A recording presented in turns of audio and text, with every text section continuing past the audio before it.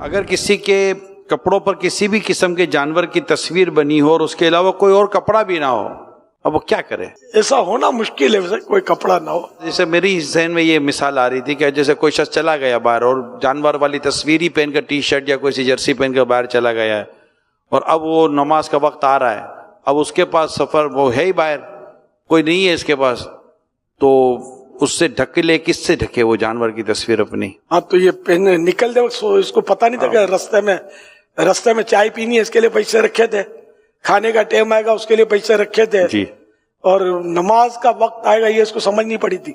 اب یہ وہاں جا کر سوچ رہا کہ اب میں کیا کروں، کیا کرے؟ ایسا کیسا؟ کیا اب ہو گیا نا، حل بتا دو نا.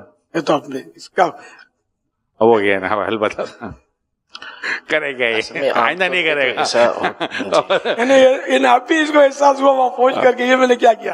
ایسے تو ویسے بھی نہیں پہننے چاہیے کپڑے. جی بالکل صحیح. ان میں تصویریں ہوں، نماز کے لیے خاص کر وہ نماز مکروہ تحریم ہے اگر لباس پر تصویر بنی ہوئی ہے جاندار کی. چادر مل تو سکتی ہے، چادر مل سکتی ہے، کپڑے چینج ہو سکتے ہیں، بہت سارے لوازمات تو ہوتے ہی ایسے، لیکن اب واقعی ایسی کوئی صورتحال پیش آ گئی ہے اور یہ فقط سوال برائے سوال نہیں ہے، یعنی پیش ایسی صورت آ چکی ہے تو ٹھیک ہے کہ اب نماز کا وقت بھی جا رہا ہے اور اس کے پاس کوئی دوسرا کپڑا بھی موجود نہیں ہے جس کے ذریعے سے وہ اپنے جسم کو ڈھانپ سکے، تو پڑھ لے اس میں اور بعد میں اس کا اعادہ کرے گا.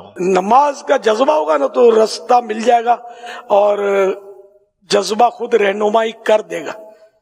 کچھ بھی چلا جائے جاتا ہو تو نماز نہیں جانی چاہیے، نماز فرض ہے، نماز کے بغیر آدمی کس کام کا.